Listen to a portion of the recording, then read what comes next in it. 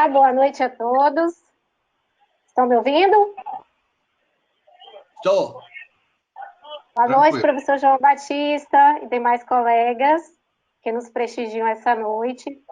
A minha proposta de diálogo, ela nasce em função de uma curiosidade, uma inquietação pessoal que eu carrego em função da sua jornada de contribuição com a área, professor.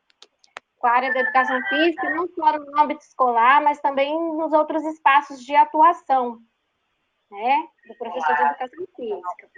Então, gostaria que você compartilhasse conosco parte da sua trajetória de construção desse conhecimento sobre o jogo como dimensão humana, desde as provocações que incitaram a escrita do livro Educação de Corpo Inteiro, até aquelas que ainda hoje o motivam a refletir sobre essa temática.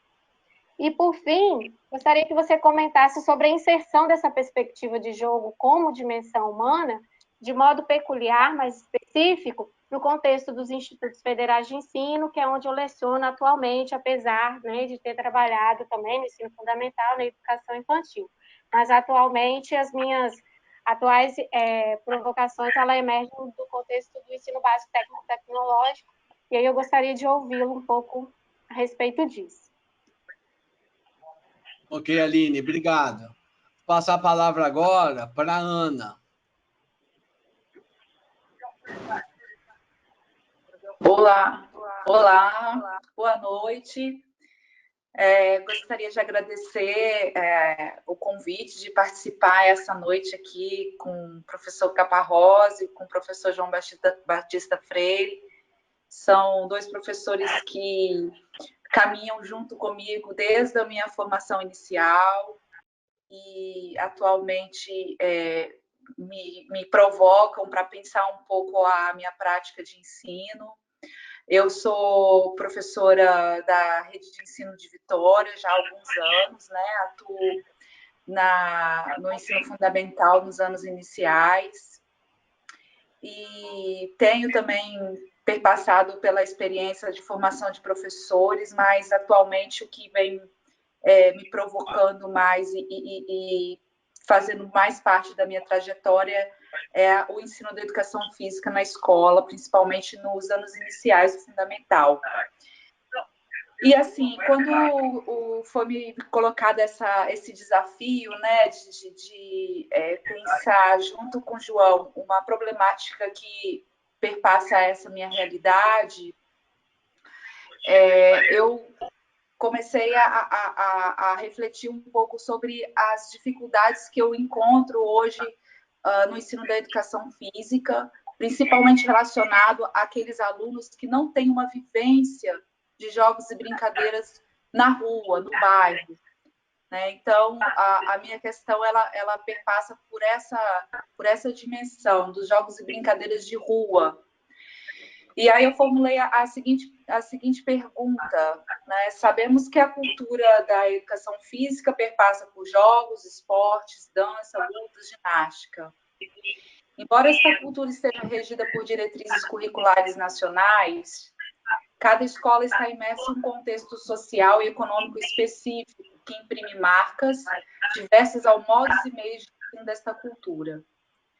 Como professora de educação física de Vitória, eu tenho observado que alunos com uma maior experiência em jogos e brincadeiras de rua, ou seja, aqueles que têm a vivência, né, de brincar na rua, apresentam uma maior capacidade de criar e flexibilizar regras das atividades que eu proponho nas minhas aulas de educação física.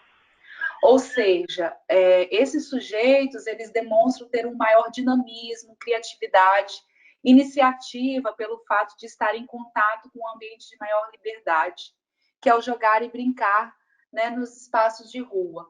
E com isso, a minha pergunta, ela está relacionada a essa observação que eu tenho notado nessa trajetória minha de 10 anos como professora na escola, de que como você considera ou analisa a importância, né, desses jogos e brincadeiras praticados na rua, dessa vivência desses alunos, como um componente importante para a promoção do protagonismo nas aulas de educação física. Legal, Ana, valeu. Obrigada. Nada. Acho que agora quem faz a questão é a Andrea. É isso? É. Andrea. Isso. Boa noite a todos. Estão me ouvindo? Só para confirmar. Estamos. Meu nome é Andrea, no momento atual, estou trabalhando no ensino superior, na licenciatura, na Faculdade Pitágoras, no interior do estado, Linhares, né, na cidade de Linhares, e o meu questionamento vai em direção a essa construção, né, que nós estamos fazendo do campo da educação física por meio das mídias sociais, né? Então, o questionamento que eu vou fazer vai ser a respeito desse campo em específico. Então, a minha pergunta, que vocês acompanhem aí na tela, é o seguinte: alunos e professores em formação inicial têm experiências comunicacionais que marcam suas trajetórias de vida, independente de um contexto de ensino devido à integração da lógica mercadológica nessas trajetórias, elaboradas pelas narrativas midiáticas, especificamente pela TV, que é a fonte mais comum, né, e de acesso às histórias que a mídia constrói. Diante dessa realidade, eu gostaria de ouvir, né, o João Batista Freire a respeito dessa ligação entre esporte, jogo e mídia. E se ele pudesse, né, complementar aí a sua fala com a sua experiência como membro da Caravana do Esporte, que propõe oportunizar o esporte como ferramenta de educação via TV por meio de um segmento esportivo. Então, o meu questionamento fica a respeito dessa relação aí. Muito obrigada. Valeu, Andrea. Bom, acho que não lembro agora. Acho que é o Bruno agora. É. Tá aí, Bruno.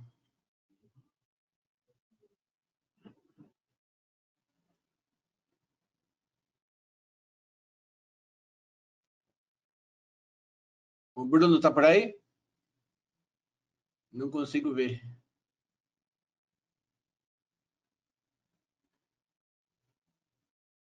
Estão me ouvindo agora? Agora tô. Beleza. Então, a minha questão vai até um pouco de encontro com a da Andrea, que na verdade é o seguinte: se a gente parar para pensar, eu acho que isso tem uma forma, tem uma maneira de acontecer. Então, eu fiz um texto aqui. Boa noite, primeiro me apresentar. Eu sou Bruno, sou publicitário, sou consultor de marketing, né? E sou professor também na área de publicidade, na área de jornalismo. E é o seguinte, né? É necessário que aconteça uma mudança de uma geração para outra. Isso não adianta a gente achar que é um caminho que vai acontecer de forma rápida. Isso é uma mudança de geração, porque tem um pensamento, tem uma cultura a ser mudada.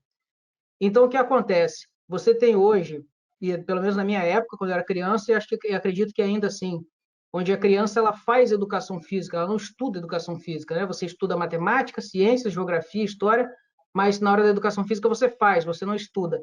Então, isso é uma cultura que precisa ser mudada. Um trabalho pode ser feito através de mídias sociais, com a participação de influenciadores que estão aí hoje em dia, usando o poder de alcance dele para difundir essa forma de pensar, que na verdade ela já existe há muito tempo, porém para a maioria do público que não é estudioso da área, vai parecer que é uma nova forma de pensar. Então ela vem com outra roupagem.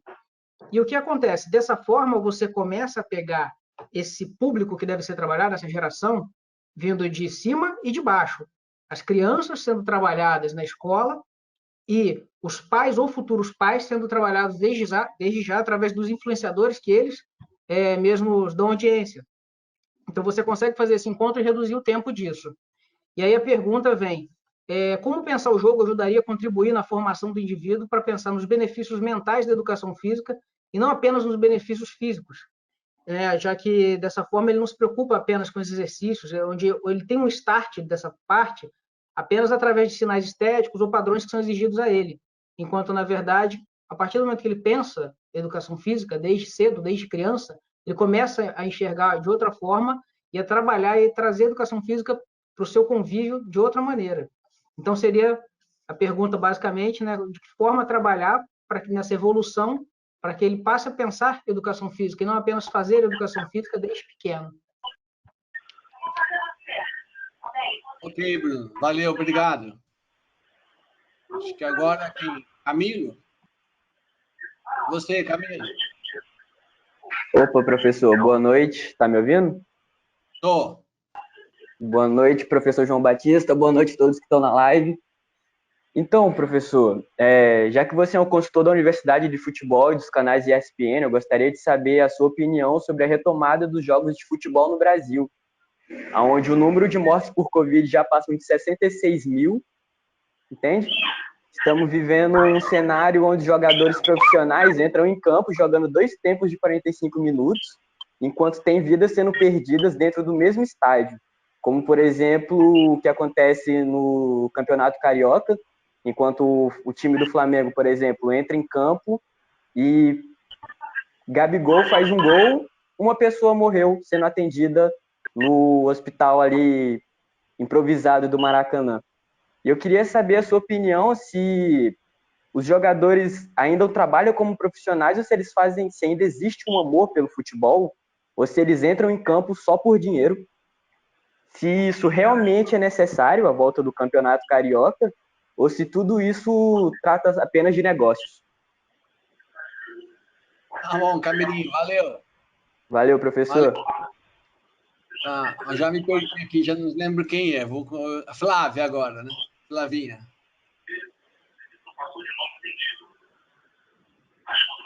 Conseguem me ouvir? Consigo. Estão me ouvindo? Tô ouvindo. Então, vamos lá. Não.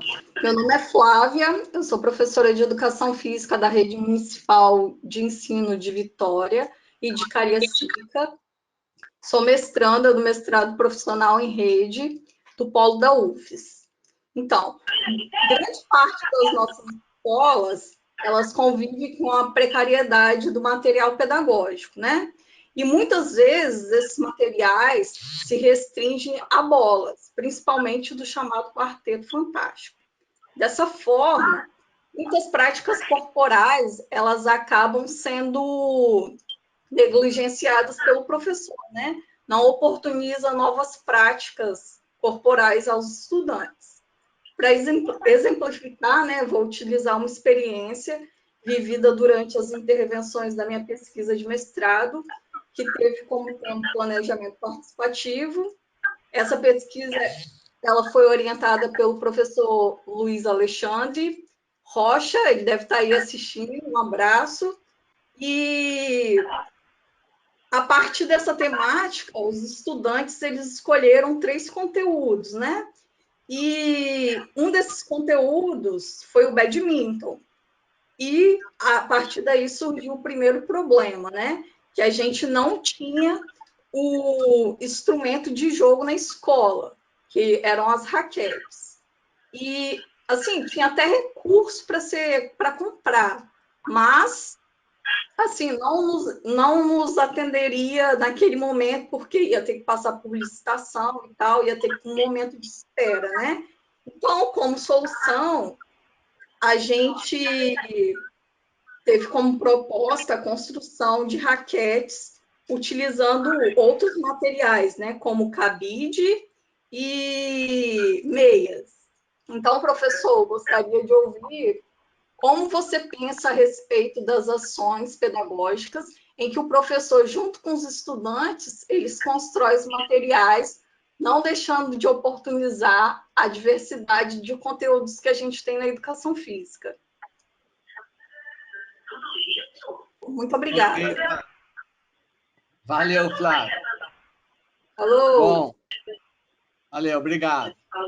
Agora a gente tem a Isabela. Dá para ouvir aí? Estou ouvindo. Boa noite, meu nome é Isabela, eu fui aluna da UFES, me graduei em Educação Física pela UFES, e atualmente eu sou professora da rede estadual do Espírito Santo e dou aula para praticamente todas as modalidades de ensino, Fundamental 1, 2 e EJA e médio também. A minha pergunta vai de encontro ao nosso momento atual, porque a gente percebe um problema na escola, que é a pobreza, e com a pandemia, a pobreza ela se tornou muito mais evidente do que anteriormente.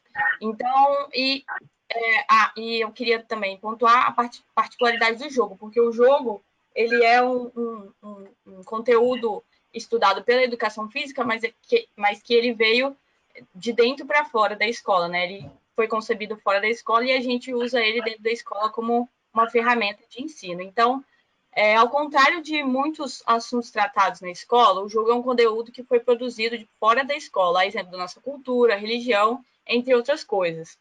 Com isso, algumas características marcantes dos alunos são expressadas no jogo, porque eles trazem isso consigo, né? Então, pensando nessa lógica, como que você percebe o jogo nesses contextos em que as escolas estão em locais empobrecidos, na escola pública em geral, e como o professor pode ter um olhar diferenciado para a pobreza a partir do jogo? Essa é a minha pergunta. Obrigada a todo mundo e obrigada, Capois, pelo convite. Valeu, Isabela. Prazer é nosso. Não, agora a gente tem a Jéssica.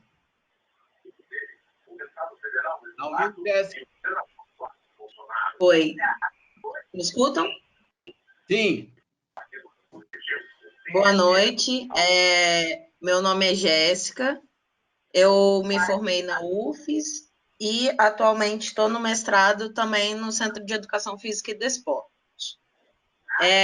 A minha pergunta é a seguinte: o jogo como dimensão humana dá nome ao nosso encontro hoje, né? Então, como que você acredita que uma sociedade que aos meus olhos é cada vez mais egocêntrica e produtivista, é possível fomentar práticas pedagógicas humanizadas no contexto da educação física escolar, que levem em consideração as questões raciais, classe, gênero e a inclusão. E nesse cenário, o que você acha que o professor precisa para administrar todas essas demandas? É isso. Obrigada. Tá bom, Jéssica. Obrigado a você. Carol, você agora.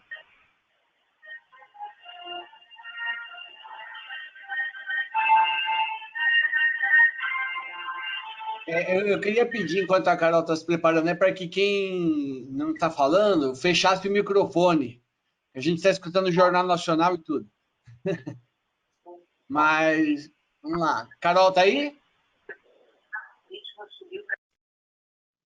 Oi, estão me ouvindo Oi, agora? Tô. O microfone estava desligado. Eu estava falando, mas o microfone estava desligado.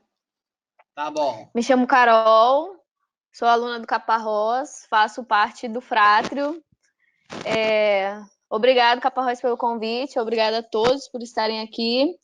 A minha pergunta vem de um questionamento a partir de um trabalho que eu fiz da matéria de saúde, que eu tive que ir à escola pesquisar sobre alunos. Eu fui no ensino médio e a educação física era bem precária na escola que eu estudei, e eu vi que eles tinham uma carência muito grande na educação física.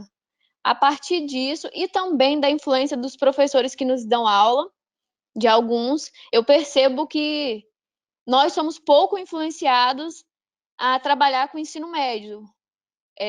Durante a formação inicial, nos influenciam bastante a estar trabalhando com o fundamental, com as criancinhas. A partir daí, eu desenvolvi a pergunta junto com a ajuda da Flávia, do professor, e a pergunta é o seguinte: sobre as dificuldades dos professores de educação física na formação inicial em trabalhar com o jogo no ensino com adolescentes e jovens, em que me parece que a ludicidade está menos presente. Eu percebo que no ensino fundamental, nos anos iniciais, o contexto lúdico está mais presente. Mas quando nos deparamos com turmas do ensino fundamental nos seus anos finais, e no ensino médio fica mais forte a cultura do esporte. Como você, professor João, analisa as dificuldades presentes na inserção da cultura dos jogos com o público adolescente e jovem, devido a essa presença predominante da cultura do esporte nas aulas de educação física? É isso, obrigada. Ok, Carol, valeu. Obrigado aí. Bem, agora... não, vou passar para o Vitor, depois eu falo. Tá bom? Olha lá, Vitão, é você.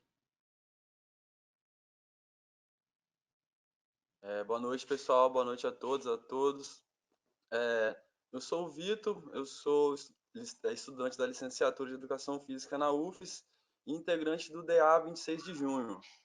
E quero agradecer aí, né, a possibilidade de participar aqui e também do professor Caparrós ter me mostrado os estudos do João Batista Freire.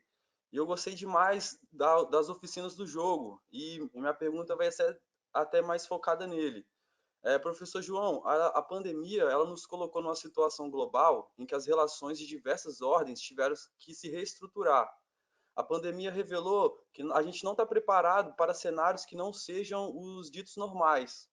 E a escola, o ensino escolarizado, ela busca se fazer através de processos de educação à distância, o EAD, as aulas online e os trabalhos remotos. Aí, nesse sentido, eu queria que você falasse um pouco do Oficinas do Jogo, que é um dos projetos que você desenvolve, e quais são as possibilidades de realizá-lo nessa lógica do ensino à distância. Legal, Vitor. Obrigado. Agora, peraí. Bom, agora tem o meu questionamento aqui. Estão me ouvindo? Dá para ouvir?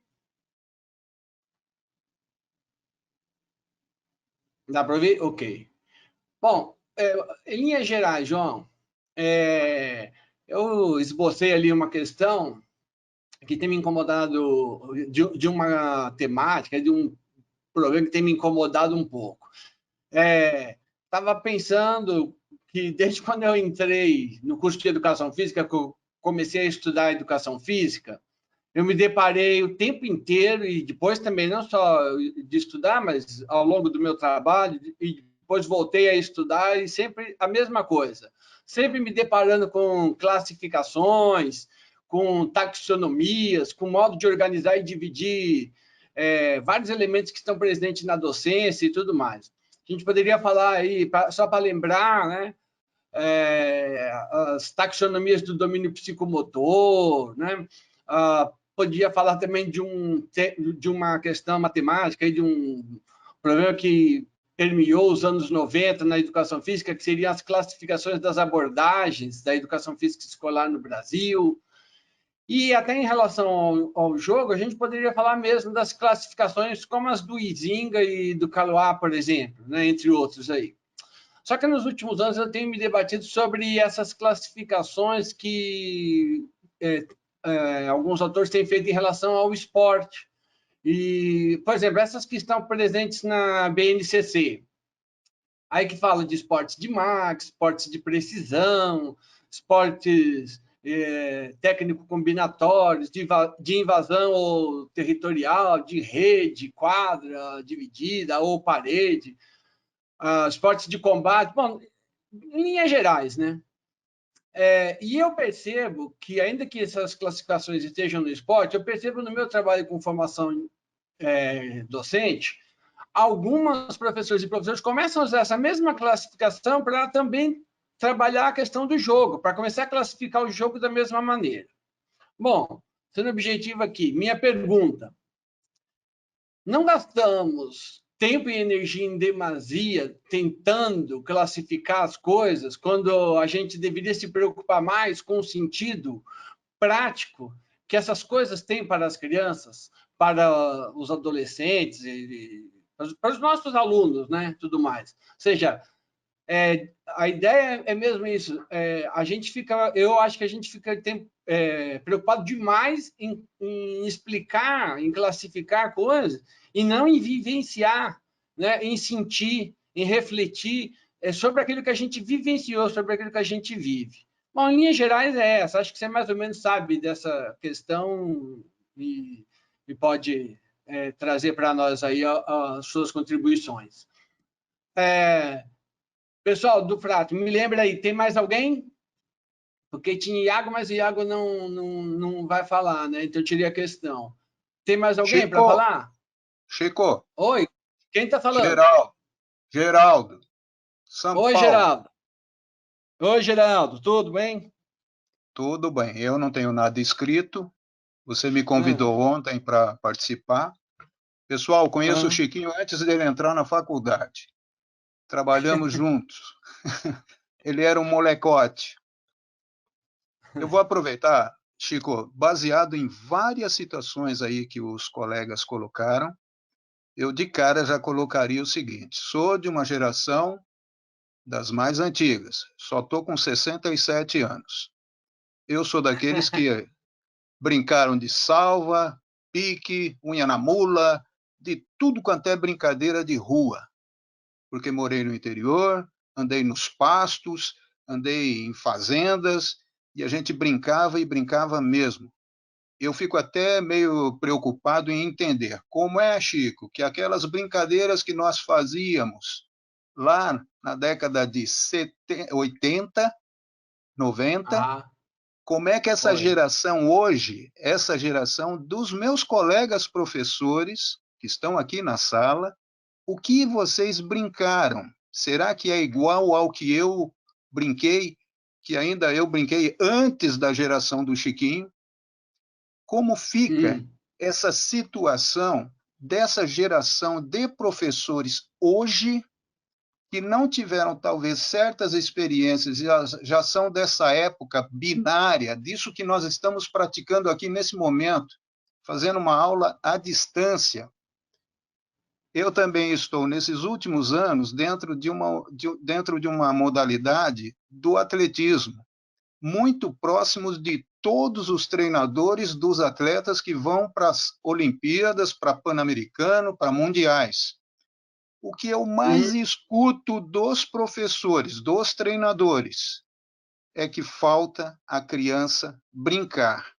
Ok, estamos falando do desporto de altíssimo nível, e eu estou falando que eles sentem falta da brincadeira, mas uma brincadeira de alto nível, na época certa, no momento correto, na idade correta.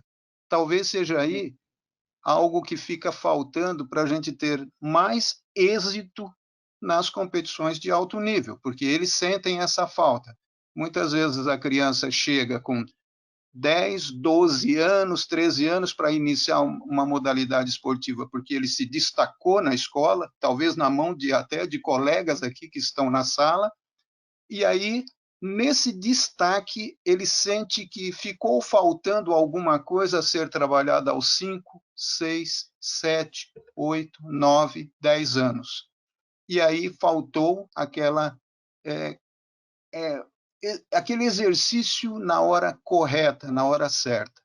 Eu queria que o professor abordasse essa temática de que hoje nós estamos tendo gerações novas tendo que pensar exatamente naquilo que talvez eu e ele tenhamos vivenciado lá no passado. É isso aí, Chico. Que bom valeu, você ter obrigado. Tá legal, valeu. Bom, pessoal, então agora eu vou passar a palavra para o professor, vou recolher aqui a apresentação, tá? E voltamos aqui. E aí, João, se você precisar depois que volte alguma pergunta, alguma coisa, a gente volta aí também, tá bom? Te enchemos de perguntas, né? Agora, se quiser tomar uma água, aí a gente espera. Vocês estão testando a minha memória, né? São 12, colocaram 12 questões, mas não tem problema, porque se eu não souber, eu digo que não sei. Quando somos bem pequenininhos, a gente fala não sei com bastante facilidade. Aí nós vamos amadurecendo e passa a ser vergonhoso dizer não sei, né? E depois que a gente vai envelhecendo, alguns que envelhecem começam a reconhecer o valor do não sei, né? Porque a gente não pode saber tudo, né? E então quem nunca diz não sei está mentindo, né? Então tem coisa aí que vocês me perguntam que eu não sei dizer, tem coisas que não dá tempo de dizer, né? Tem coisas que não são prioridade para o nosso debate de hoje, porque a gente estabeleceu um tema e justamente para poder focar as questões de modo que elas fossem parecidas, porque sendo parecidas a gente junta tudo, né? E sendo muito diferentes já não dá mais para juntar. Mas boa parte do que vocês falam decorre de uma dificuldade de compreender o fenômeno do jogo. A gente faz muita confusão em relação a isso, né? Então,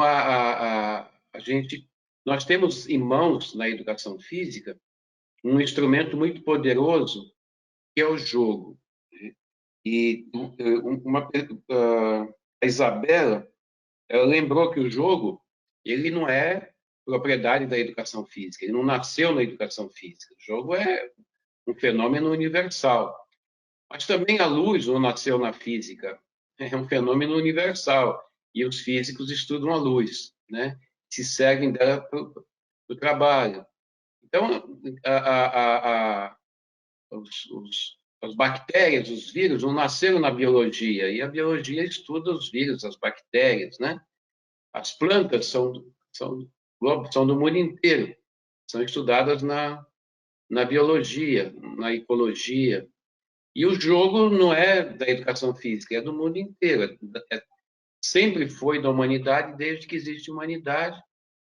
E nós estudamos isso e nos servimos disso para os nossos trabalhos.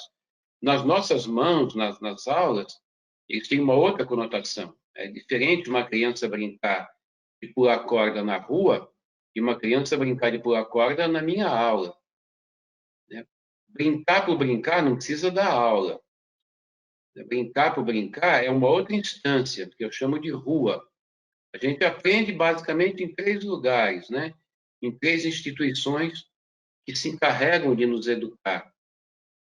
Uma é a escola, é a família, né? Que tem uma preocupação moral muito grande com o nosso desenvolvimento, tem uma preocupação muito grande com o encaminhamento para o nosso futuro, mas, enfim, é uma educação privada, é uma educação dos valores de dentro de uma casa, de uma família.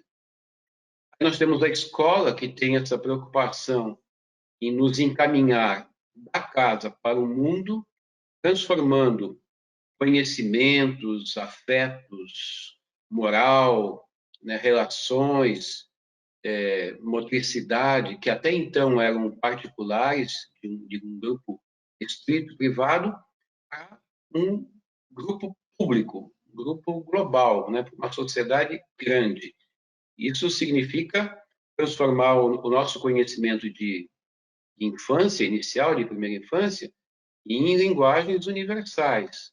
Não importa se do ponto de vista motor, se do ponto de vista oral, né, se do ponto de vista intelectual, moral, a gente vai aprender a lidar com as coisas universais. E tem uma terceira instância, que é a rua, né? O Geraldo falou um pouco aí da rua, né?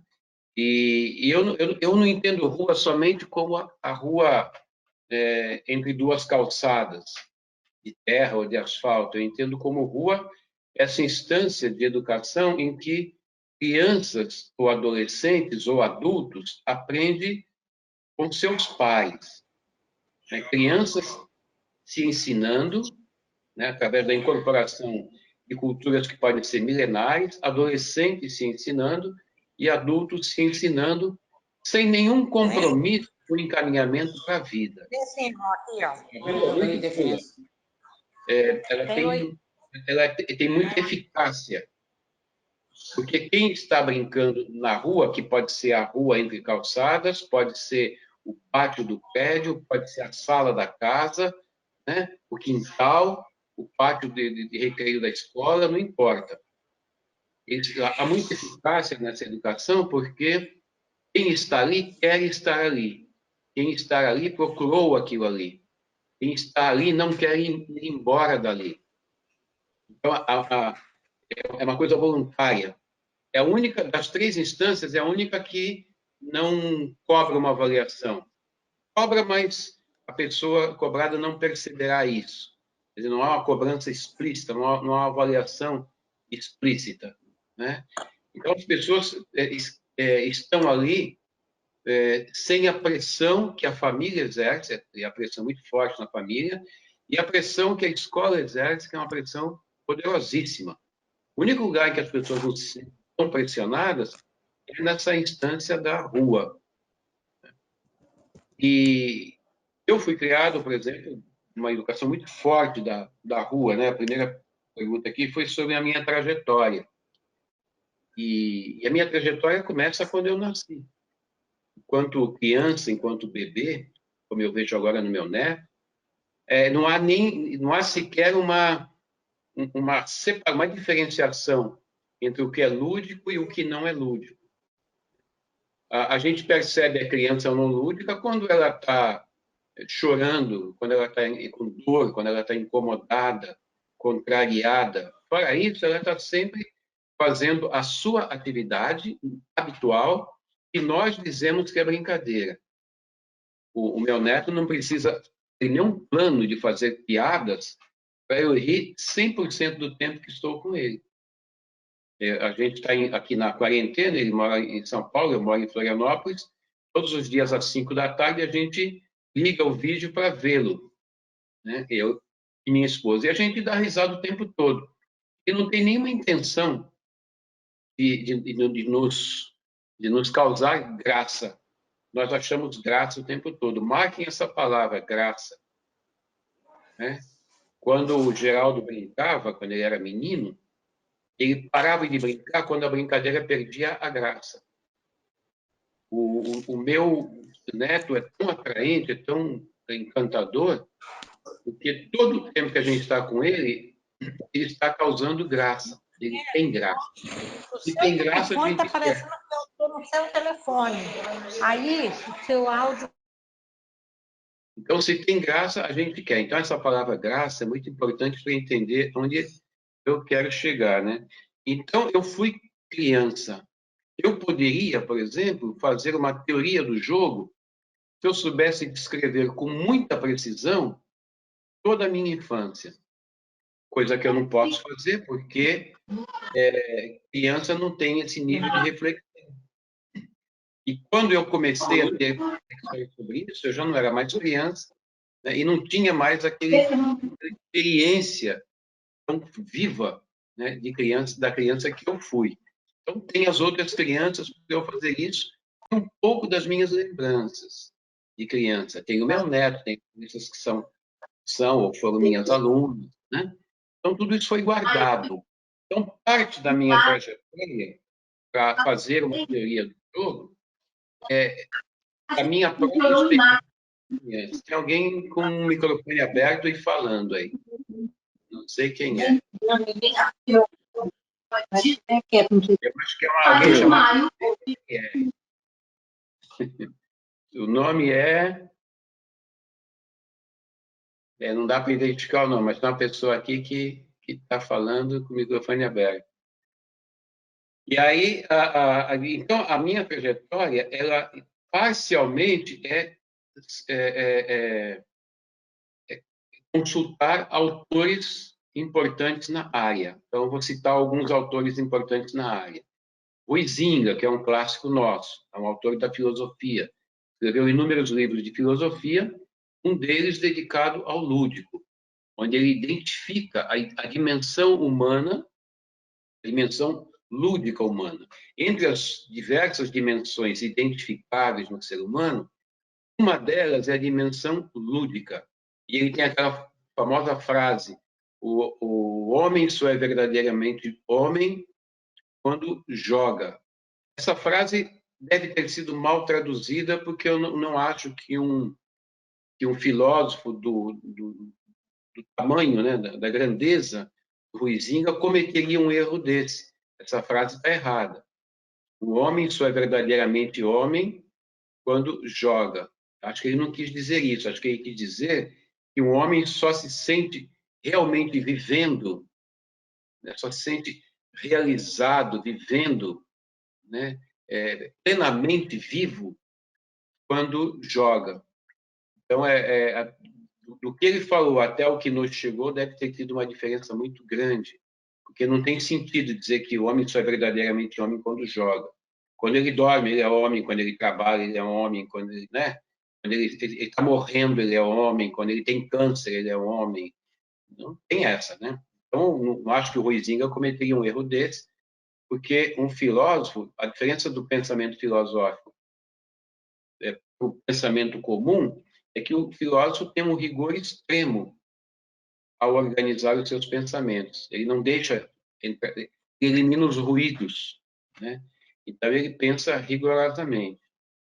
E aí consultei o Huizinga, eu consultei outros clássicos, Buitendijk, Queiloa, Bruegère, Jean-Paul Sartre, Hans-Georg Gadamer, Piaget, Vygotsky, Vallon, vários, né?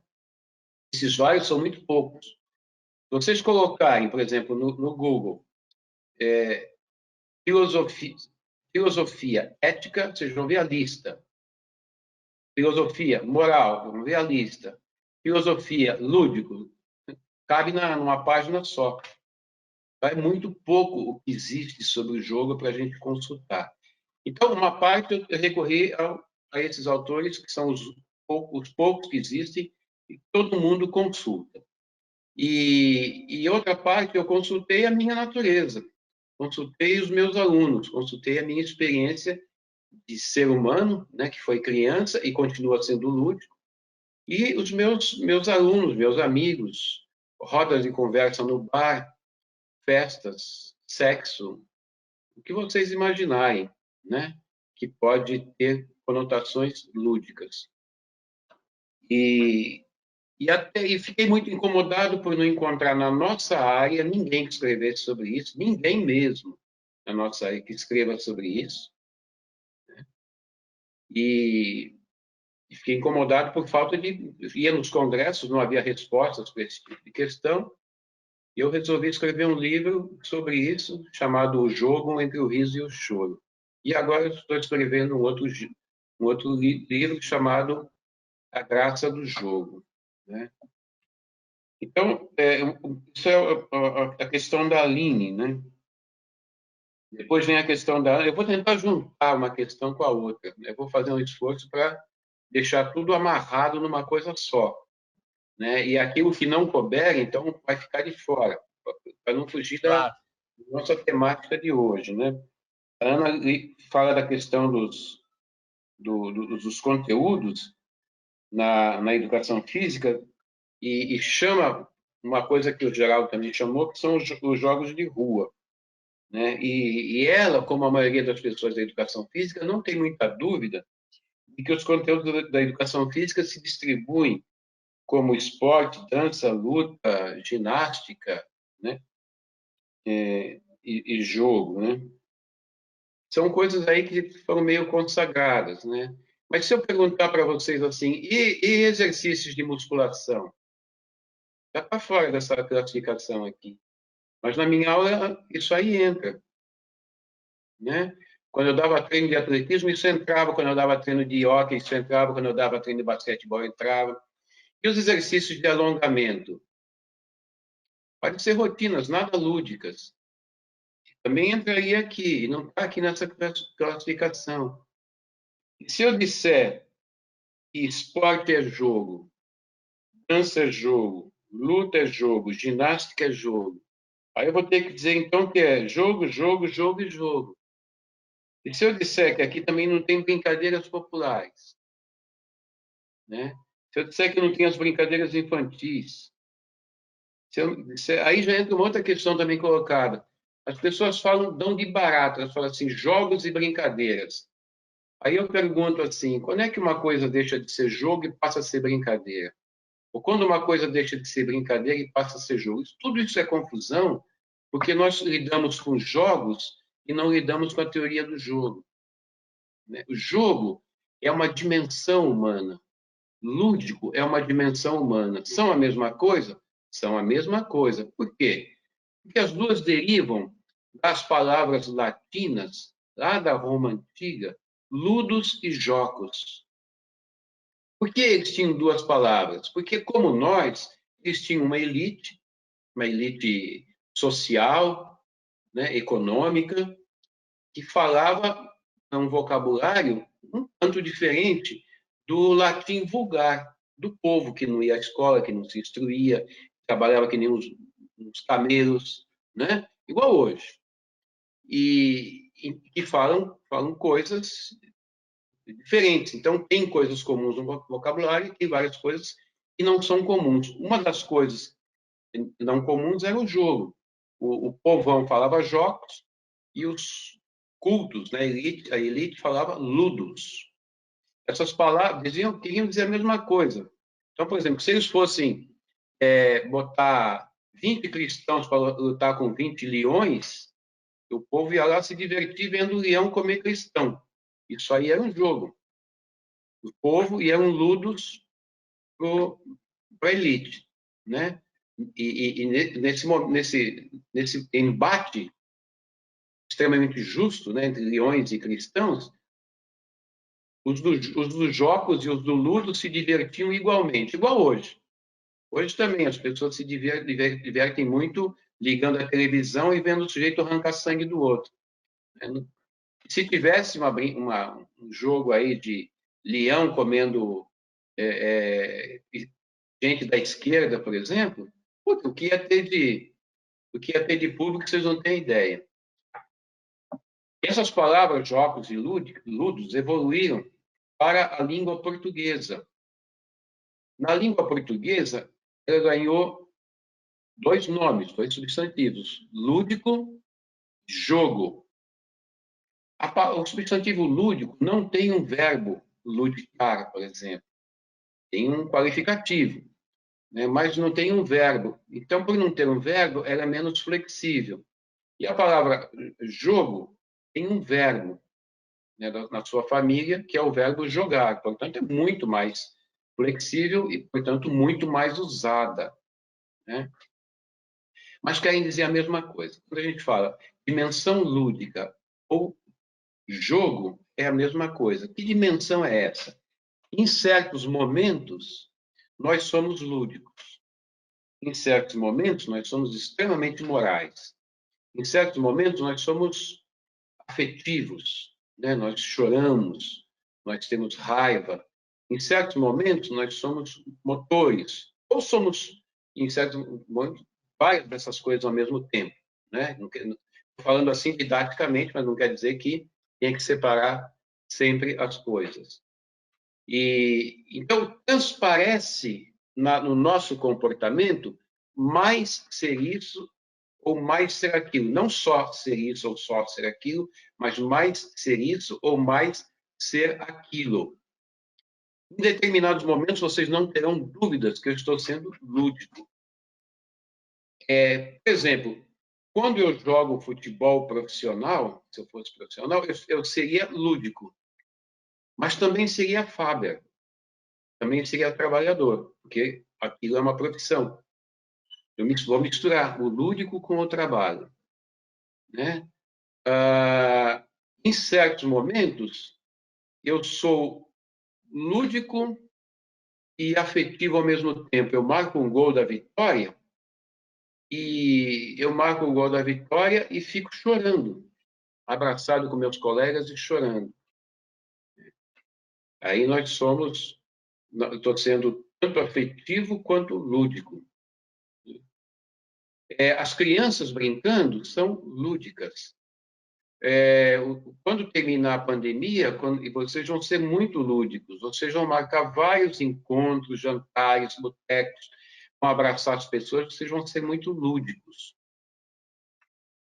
Vocês vão jogar. Quando eu falo vocês vão ser muito lúdicos, vocês vão jogar, né? Pessoas dançando num baile são muito lúdicas, elas estão jogando. Então, as classificações, elas mais atrapalham. Já vou entrar na questão do Chiquinho, né? As classificações mais atrapalham do que ajudam. Quando eu comecei a estudar autores clássicos como Keiro Abro, eu desisti. Embora tenha o seu valor, claro, né? São grandes pensadores, mas me atrapalhou muito aquelas divisões. Você vai lá na BNCC, o modo de lidar na BNCC com a educação infantil é muito mais rico do que o modo de lidar com o ensino fundamental.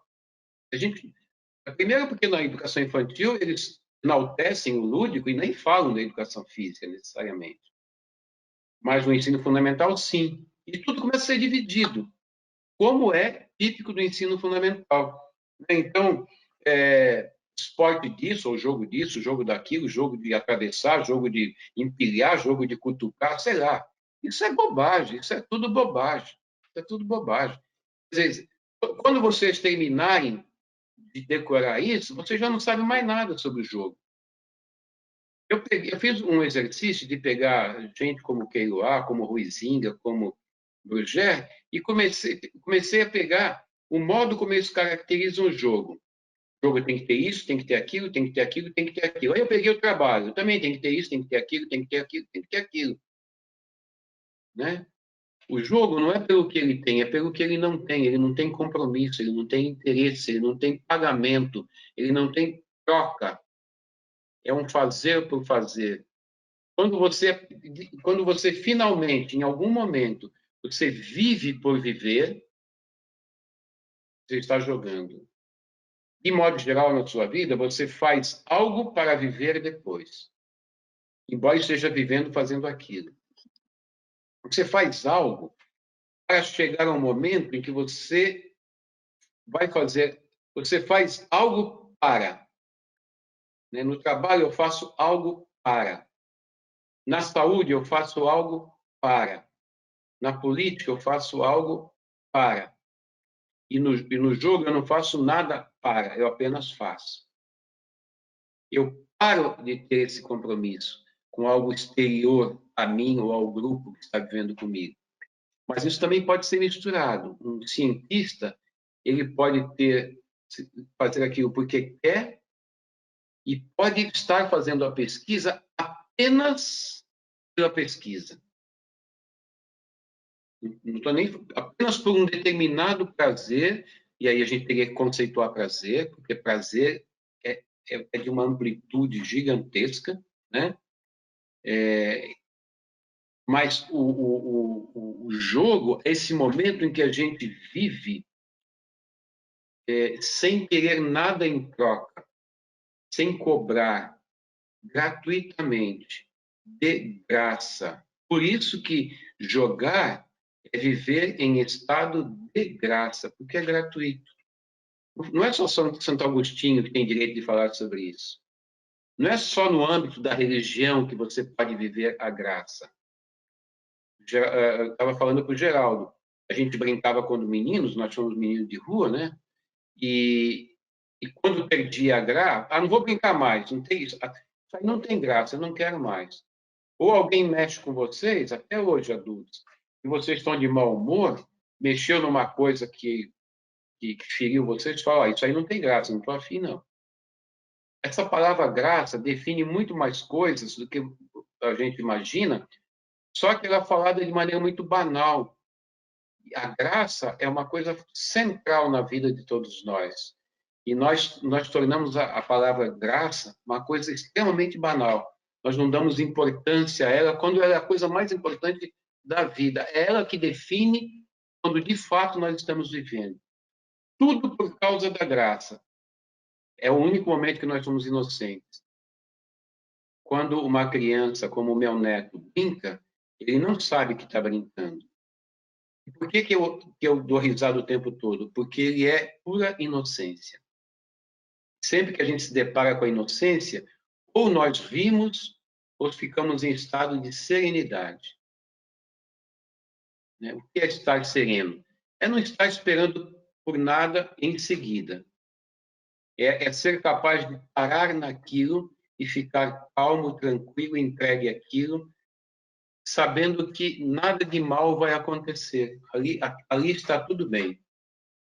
É assim que a gente se vê quando está com nossas crianças pequenininhas, né? Quando é que ele começa a perder a graça? Quando ele começa a ter consciência moral das coisas. Começa a ter vergonha. Um dia ele vai ter vergonha de si mesmo. Ele vai pôr roupa não porque tem frio, não porque precisa de se proteger. Ele vai pôr roupa porque ele vai ter vergonha de se mostrar. Olha que coisa estranha isso, né? O que é a moral? A roupa deveria ser para te proteger de ferimentos ou para proteger do frio ou do sol, mas ela é usada muito mais para proteger da vergonha do que das necessidades ambientais, né? E a roupa é mais uma coisa moral, é mais uma coisa estética, e aí ela também é boa. Por que existe um movimento naturista no mundo? Né? Pessoas que tiram a roupa em determinados lugares. Que eles se opõem a essa moral. Eles querem dizer, eu não sou uma vergonha. As pessoas podem me ver porque o que eu sou não é vergonhoso. Né? Então, bom, seguindo, né? Aí a Andrea, ela lembra que eu trabalho com uma experiência, né, com a caravana no Instituto de Esporte e Educação, e sacou uma coisa muito interessante. O Instituto de Esporte e Educação tem muitos projetos. Um deles é vinculado à Unicef e à ESPN, que é uma espécie de sinônimo de esporte nos Estados Unidos. E a ESPN pertence à grande corporação Disney, para quem não sabe. Mas o carro-chefe da Disney não é nem o cinema, nem os parques temáticos. O carro-chefe da Disney é o esporte, é a ESPN. No Brasil ela não é muito forte, mas nos Estados Unidos ela é um gigante, né? E tem força também em outros países. Então, a sacação da caravana é que, além de levar pelo Brasil a ideia de que o jogo, de que o esporte, quando eu falo esporte, estou falando jogo, daqui por diante, sim. Para outras pessoas pode não ser. Para mim, quando eu falo esporte, estou falando de uma materialização do jogo. Eventualmente, o jogo se materializa como esporte, eventualmente como brincadeira infantil, eventualmente como dança, eventualmente como conversa. São as materializações dessa coisa abstrata que é a dimensão lúdica. E aí a nossa ideia lá no Instituto de Esporte e Educação é fazer com que a caravana transite pelo Brasil, é um projeto itinerante, levando aos brasileiros a ideia de que esporte é um instrumento de educação. É um rico instrumento que educa bem, pode educar bem, dependendo da metodologia, porque ele encanta as crianças e os adolescentes. Se bem orientado, ele é encantador. Aí nós teremos alunos que querem ficar no esporte, querem ficar na aula. E aí o que eu tenho que ensinar? Eu tenho que ensinar os gestos do esporte e tenho que ensinar a viver. Eu tenho que ensinar o praticante a lidar melhor com as emoções. Eu tenho que ensinar o praticante a viver em grupo, a pensar coletivamente, né? O que é socializar uma pessoa? Ensiná-lo a agir coletivamente, de todas as maneiras possíveis, né? Por exemplo, na pandemia, nós teríamos que pensar coletivamente para resolver o problema. Nós não sabemos pensar coletivamente porque nós ficamos 12 anos de ensino básico presos numa carteira, punidos se a gente se comunicasse. Punidos. A comunicação acarretava punições. Fique sempre sozinho, não se comunique. Né? Aí quer que a gente cresça e seja o quê? Seja social. A gente não aprendeu isso. Nosso pensamento é individual. Agora, o esporte educacional que a gente divulga é ensinar a pensar coletivamente, a agir coletivamente. Os jogos, quando a gente está jogando com um grupo, ou a gente se vira coletivamente ou não joga. Aí não tem essa do indivíduo. Sabe o que quer dizer passar uma bola no basquete, no vôlei, no futebol? Abrir mão da coisa mais preciosa do jogo, que é a bola, é o que todo mundo quer. Simbolicamente, ela representa um caminhão de coisas. É abrir mão, renunciar àquele objeto querido em favor do outro. Esse compartilhamento, né? Claro que o esporte não tem nenhum compromisso de levar isso à consciência, mas o professor tem. Né? O professor tem. Se a Andrea estiver lá dando a aula para os alunos dela, ou alguém aqui que falou que lida com adolescentes, sim, tem compromisso de levar aquilo à consciência. A educação da rua não tem compromisso nenhum com a vida de ninguém, não quer nem saber, não tem alguém ali para orientar. Por isso que quando a amarelinha chega na minha aula, eu tenho compromisso com ensinar a amarelinha, ensinar as variações da amarelinha, discutir com os alunos da amarelinha, né? Sugerir aos alunos que criem variações da amarelinha, que se organizem sozinhos, e deem sugestões, né? Confrontam uma maneira de jogar com outra maneira para poder eles terem dúvidas e refletirem. Tudo isso é uma metodologia que a escola tem a obrigação de ter. O que a escola não pode fazer é levar amarelinha e brincar do jeito que se brinca na rua, apenas. Porque aí não precisa de escola, basta a rua. Não precisa de professor. O professor tem que sempre perguntar assim, sem mim isso também aconteceria? Se a resposta for sim, então vai embora, professor. Não precisa de professor, está atrapalhando. E tem que ter uma marca de professor. Sem professor, não. Sem professor, isso não aconteceria. Por exemplo, eu vou trabalhar com brincadeiras de corda hoje. Mas antes de começar, eu sento numa roda com eles e pergunto: alguém aqui já brincou de corda? De pular corda, de cabo de guerra, de zerinho? Sem mim, essa pergunta não aconteceria. Sem mim, essa roda não aconteceria. Aí os alunos, então, como é que foi? Sem mim, eles não falariam isso. Então, vamos lá e brinquem do vosso jeito. Depois que eles brincarem, agora eu vou mostrar um outro jeito de brincar. Sem mim, isso não aconteceria. Aí, quando eles estiverem brincando bem daquilo, eu quebro as coordenações dele. Tem um outro jeito e eles vão se atrapalhar, vão ter dúvidas. Então, sentem e conversem para resolver isso. Sem mim, isso não aconteceria. Então, eu pus a minha marca lá. Isso é uma metodologia. Então, não basta levar as brincadeiras para a escola. Já estou respondendo outras questões aqui, né?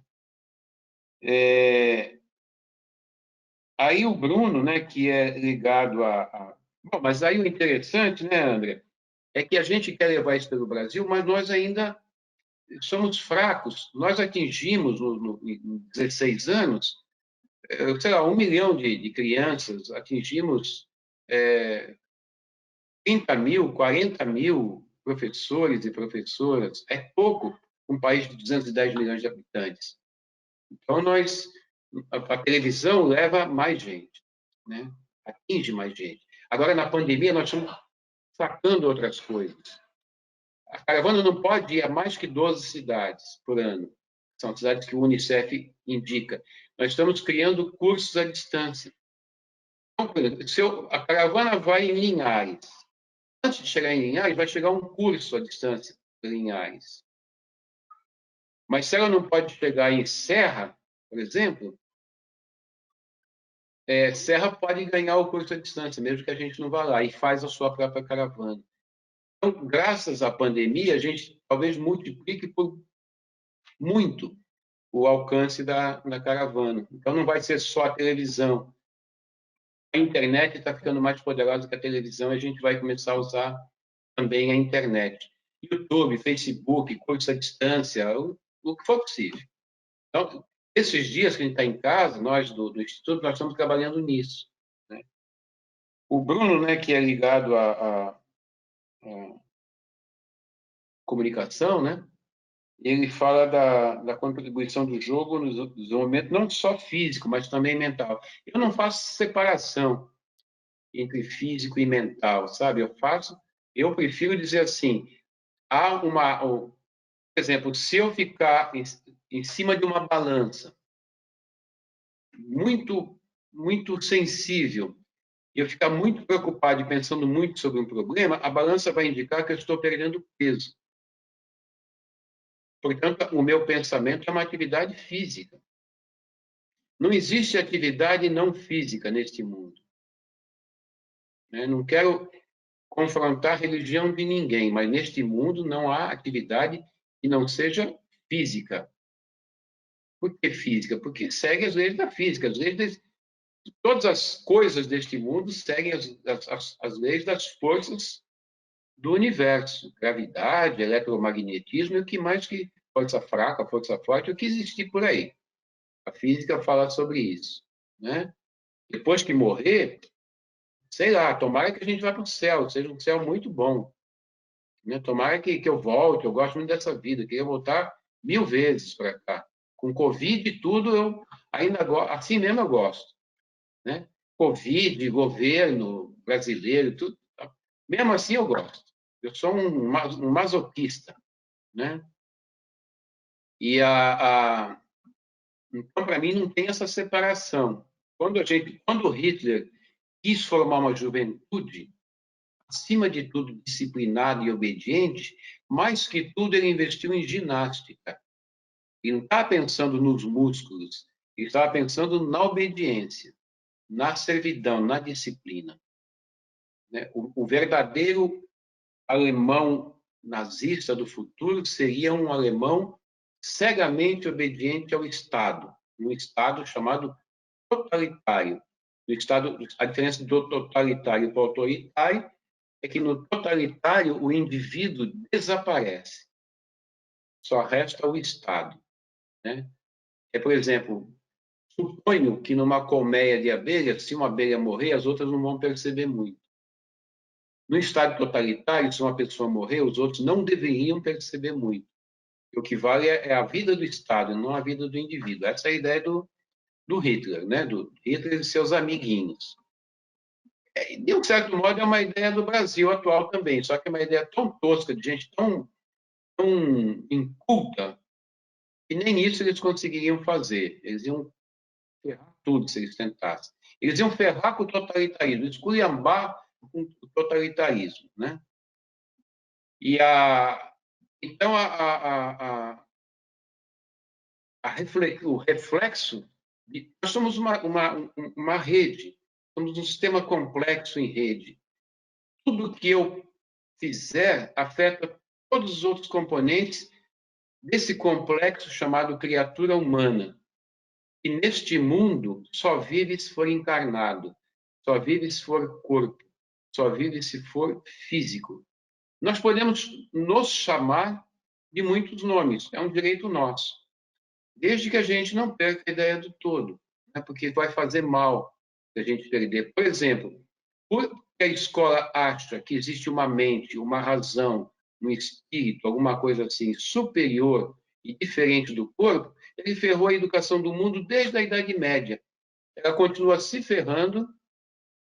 O BNCC, que é um avanço sobre as propostas anteriores, não toca nessa questão, não mexe com a arquitetura escolar, e um dos pontos fundamentais da ideologia escolar é a arquitetura. Né? Quem estudou alguma coisa daquele pensador americano, o Jeremy Bentham, né, que definiu o seu projeto ideológico com uma metáfora chamada panóptico de Bentham. Né? Conhece a história do panóptico de Bentham? As prisões seriam circulares, o vigia, o guarda, ficava numa torre no centro. Todas as celas eram abertas só para o interior, para a torre, e fechadas para os lados e para o fundo. Então, o vigia, com um giro assim, ele via todas as celas. Todos os prisioneiros o viam o tempo todo.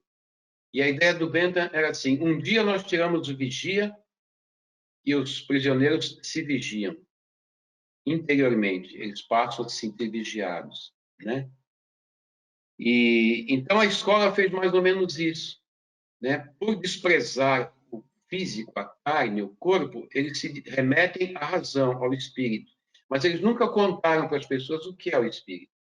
Que espírito é esse? Que razão é essa? Onde é que está a razão?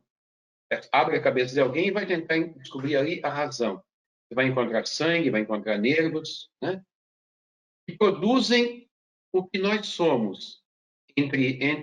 Nós somos tantas coisas, né? Entre elas a razão. Então, eu não faço uma educação física para a mente ou para o corpo. Eu faço uma educação física para o ser humano. Essa criatura humana que neste mundo é corporal. Realiza as suas intenções motoramente. A árvore não precisa disso, mas eu, para me realizar, preciso me movimentar. Né? O Camilo fugiu um pouco do assunto, mas eu posso tentar jogar dentro do assunto, que é a retomada dos jogos de futebol. Né? Eu tenho amigos no futebol. Eu vou fazer uma live aí, né, um encontro, com uma pessoa muito forte no futebol. Devo fazer quinta-feira que vem, com João Paulo Medina. Uma live sobre nossa obra, nossos livros, né? Então, eu sei muito do futebol porque eu ajudo o Medina na Universidade de Futebol e sou amigo de algumas pessoas que trabalham o futebol. Meu maior amigo no futebol hoje é o Fernando Diniz, que é o técnico de São Paulo, que acha que o futebol só deveria ser retomado quando houvesse absoluta segurança. Mas é claro que se o São Paulo mandar ele voltar, ele tem que voltar. Aliás, já voltaram a treinar, né? No Rio já voltaram a jogar. Isso é um tremendo desrespeito. O futebol não é... Ele pode esperar 2 meses, 3 meses, 5 meses, 10 meses, pode cancelar o campeonato, mas é claro que só está voltando por questões financeiras, que há grandes investimentos. Sabe por que está voltando? Porque o futebol ocupa 1,5% do PIB mundial. Imaginaram o que é o PIB mundial? O PIB da China é alguns trilhões. Imagina o PIB mundial. 1,5% está no futebol. O futebol seria hoje, se fosse um dos países mais ricos do mundo, um dos 25 países mais ricos do mundo. Diante disso, estão se lixando se as pessoas vão se contaminar ou não. Eles querem que o futebol volte para eles continuarem ganhando o rio de dinheiro que eles ganham. Quando eles pagam, por exemplo, 2 milhões de euros por um jogador, para eles isso é troco. Não quer dizer absolutamente nada. É irrelevante o que eles ganham em cima daquele jogador. Então, é só uma questão financeira, um grande desrespeito pelas pessoas. O certo seria a gente não assistir, né? Se a gente desligar a televisão. Se desligar a televisão, não terá futebol. Não terá futebol. O Flamengo vai transmitir pela internet, né? Se desligar a internet, se desligar a televisão, não terá futebol. Mas as pessoas vão ligar, claro. Não estou tirando a razão de quem vê, porque está saudosa do futebol, né? A Flávia pergunta o que eu acho da construção de materiais didáticos, né? Eu trabalho com isso desde 1980, né? E aí, junta com a questão do Vitor, né? Das oficinas do jogo. Em 1980, comecei a trabalhar com a construção de materiais e ainda não se chamava Oficinas do Jogo. Esse nome só apareceu em 2006, quando eu comecei a trabalhar na UDESC, em Santa Catarina, e formei um grupo chamado Oficinas do Jogo. Mas é o mesmo trabalho, só que ganhou nome. E esse trabalho, por causa da pandemia, ele está sendo restaurado. E eu nunca esperei, sabe, Flávio, eu nunca esperei que a escola ou o clube me dessem materiais. Eu nunca acreditei nisso e nunca achei que eu deveria esperar o Estado me prover de condições suficientes para trabalhar. Eu tinha que dar aula, né? Podia dar uma aula precária, porque não tinha material, ou eu podia improvisar e dar boas aulas. Eu comecei a fazer materiais que, de maneira geral, não poderiam ser comprados e que seriam mais úteis do que, por exemplo, bolas de meia, para mim, são mais úteis que as bolas compradas, porque eu faço bolas de diferentes cores, pesos e tamanhos. Não dá para comprar isso, fazer uma licitação na prefeitura para comprar isso. Então, eu faço o meu material, se a prefeitura comprar, ótimo, mas se não comprar, eu tenho o meu material. E quando compra, eu continuo usando o meu material. Meu material, nas oficinas do jogo, eles têm fins específicos. Por exemplo, se a prefeitura me comprar bastões, eu vou cortar os bastões em tamanhos diferentes. Se não comprar, eu vou pegar cabos de vassoura e vou fazer a mesma coisa. Eu vou pintar os bastões.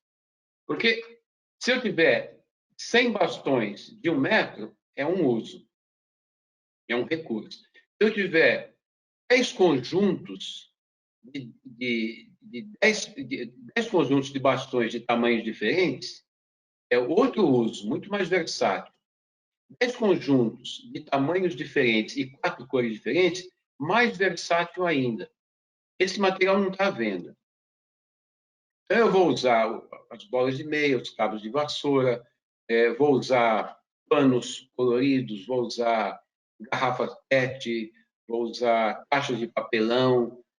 A aula fica linda, fica encantadora. Por quê? Porque eu quero que a criança chegue e fique encantada pela beleza da aula. A minha aula, nas oficinas do jogo, ela tem que ser muito limpa e muito bonita. Quando eu falo de limpeza e beleza, estou falando de coisas parentes próximas, né? Limpeza e beleza. Coisa que encanta qualquer um de nós, que encanta a criança. Eu crio um mundo de crianças. Esse é um dos problemas que a escola tem na sala de aula e que alguns de nós não tem. Acho que eu vi que uma das pessoas que está aqui é o Geraldo Brunelli. É uma pessoa acostumada a trabalhar com isso, né? De vez em quando eu troco figurinha com ele. E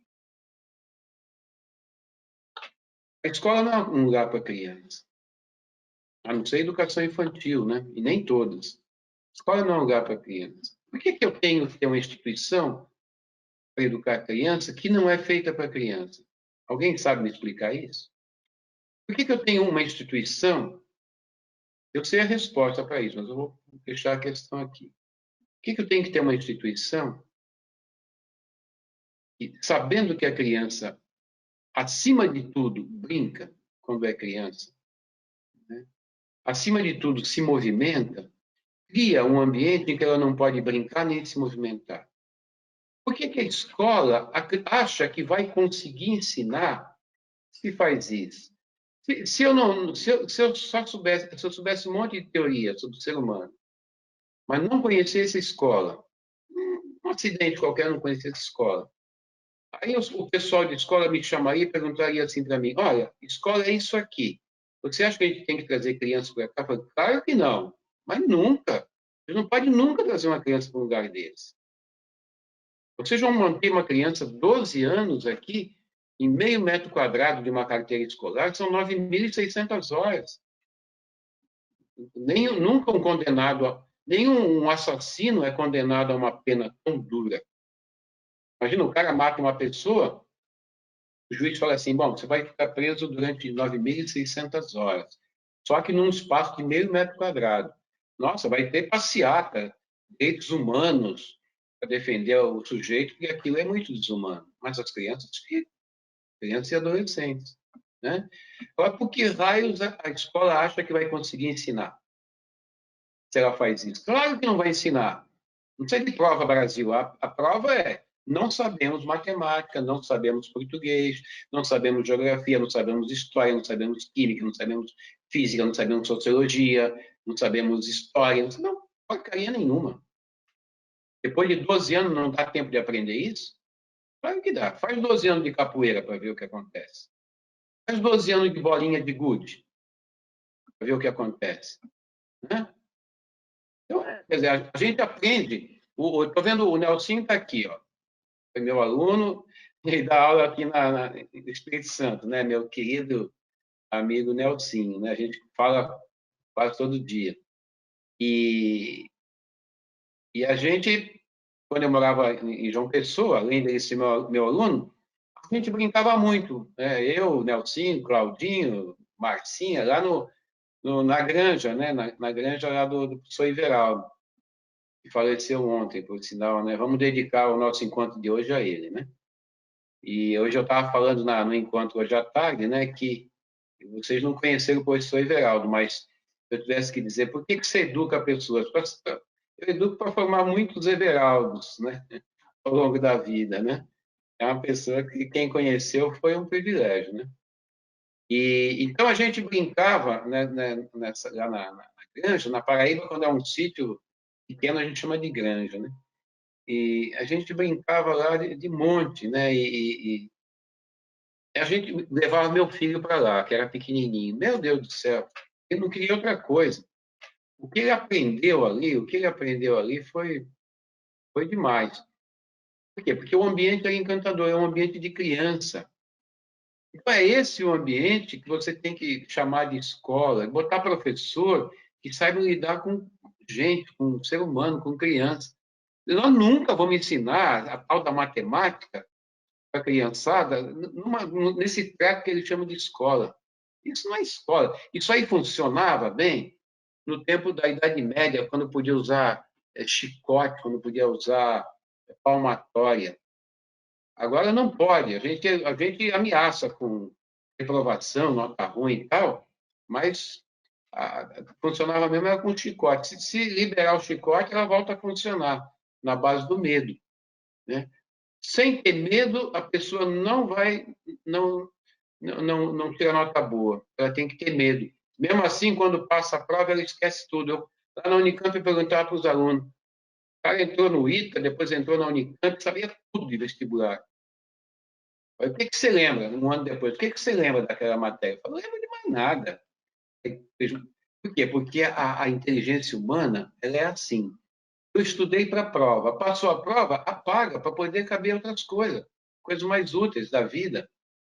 Se você não vincular o tal do conhecimento à vida, ele não serve. Ele vai ser apagado, ele não fica. Só fica o que é significativo. Isso é atávico, isso não é nem da espécie humana, é de qualquer espécie.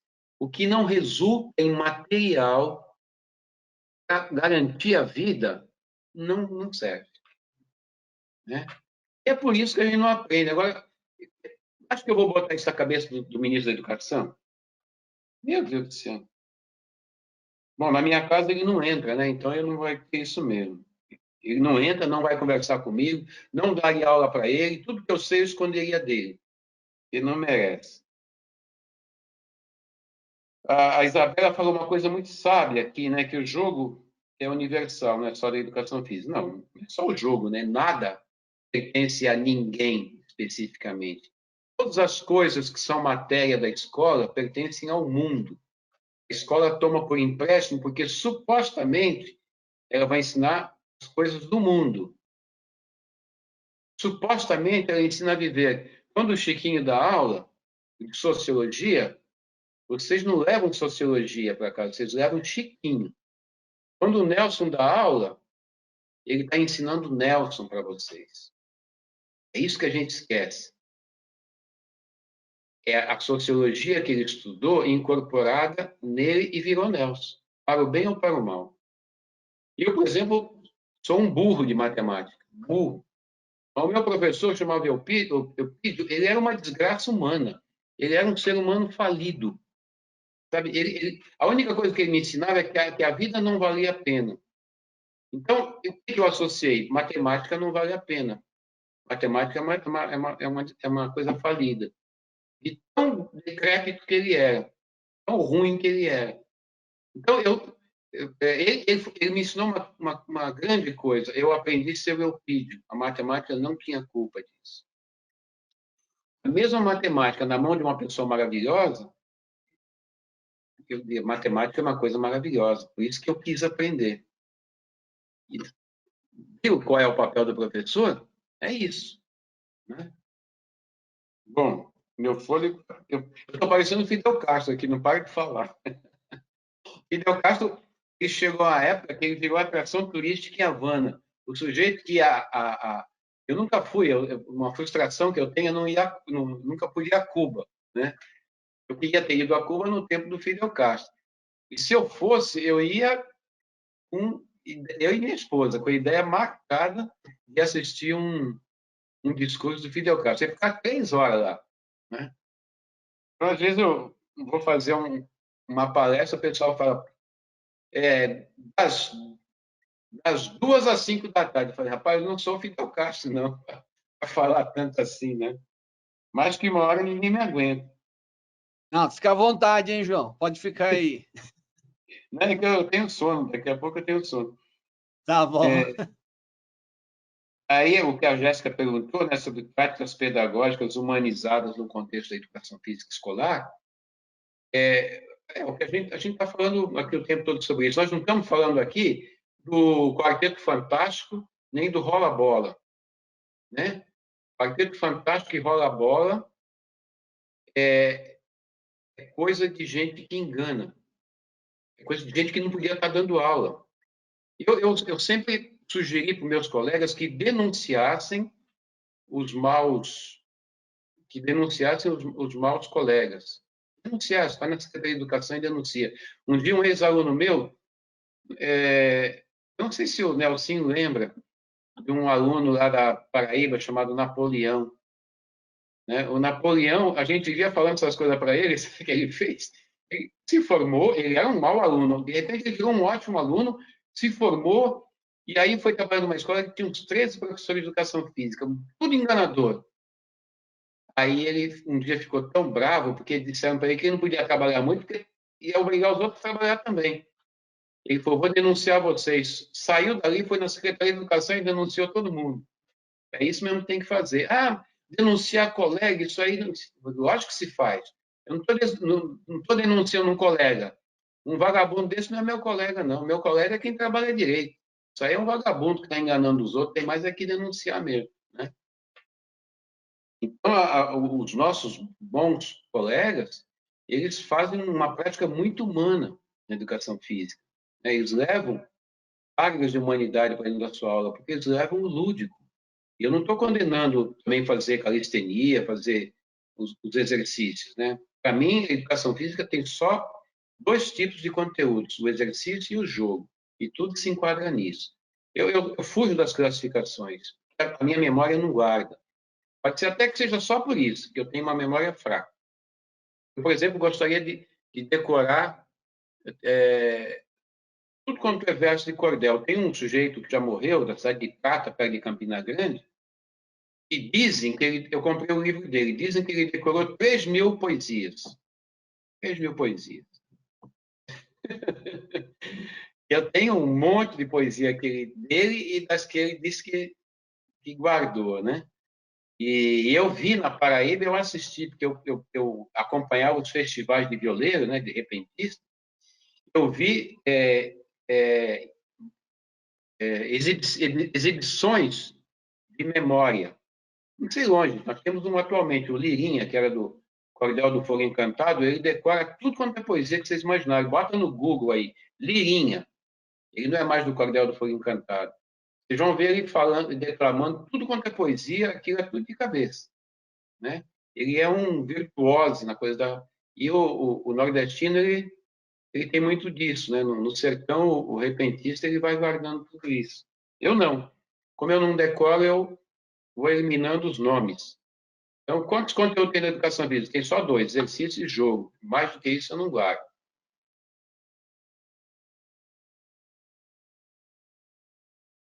A Caroline faz uma pergunta que geralmente não é todo mundo que resolve, né? Que é a questão do adolescente, né? Do jogo lá com o adolescente. Bom, eu fui técnico de esporte e o adolescente é maluco por esporte, né? Não sei porque ele não é maluco pela educação física. Talvez porque não tenha muito esporte. Talvez porque não se respeita a idade dele. Talvez não se perceba que ele já tem inteligência de adulto e não planejaram nada com ele. Com adolescente, só vale o seguinte princípio: tem que combinar com eles. Não combinou, ferrou. Mas o adolescente, ele se entrega ao jogo, ele é louco. O Nelson, quando entrou na faculdade, ele era adolescente, praticamente. A gente morria de rir, ele queria brigar todo jogo. Ele se envolvia tanto, que ele queria brigar. Aí a gente fazia uns jogos de basquete lá, e a gente botava um juiz que ajudava a gente sempre. A gente combinava antes. E a gente acabava ganhando o jogo, ele saía chorando. Até hoje ele é assim, João. Ah, é? Até hoje ele é assim, é briguento no jogo. E no basquete, hein? Com a altura dele, ele briga. É que você não conheceu ele adolescente. Então, é muito engraçado. Os adolescentes são assim, né? E a gente esquece que tem que combinar com eles. Por quê? Porque eles têm um pensamento projetivo. E o que Piaget chamou de pensamento hipotético dedutivo, pensamento virtual. Quando é que a gente percebe o que é o que são coisas virtuais? O adolescente ele vê uma coisa e tem uma ideia. Pô, isso aí não existe. Não existe, mas pode vir a existir.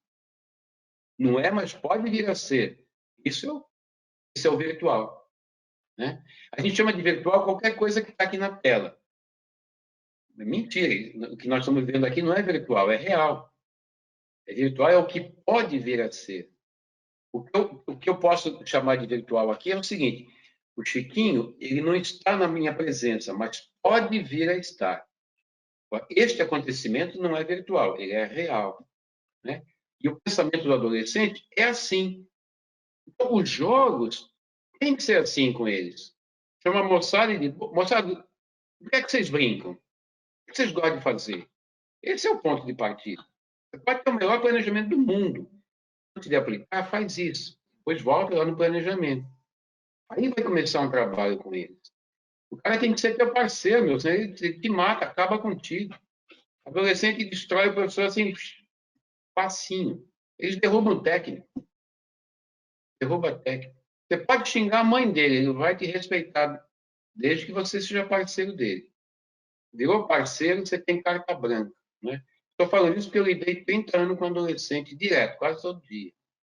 Então, o Nelsinho acompanhou. Eu lidava com adolescente, que era o João Batista Eugênio, foi o corredor mais veloz do mundo, né? Na categoria de juniores, com 18 anos.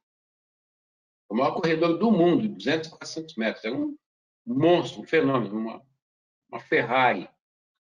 Era um adolescente assim, mais difícil, mas pensa, cara, complicado. Eu podia falar o que eu quisesse. Emplacava tudo. Eu era o parceirão dele, ele sabia que podia contar comigo em tudo. É assim que a gente lida com o adolescente. O esporte ensina isso. O povo da educação física devia fazer um estágio no esporte de competição.